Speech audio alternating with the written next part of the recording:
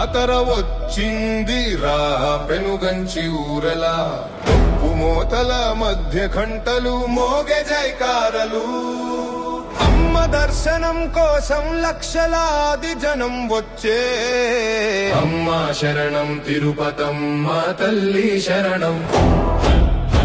గుడి నడుమ వెలుగులు జిలుగులు రంగులు చెక్క విగ్రహాలపై కొత్త రంగుల చిలిపులు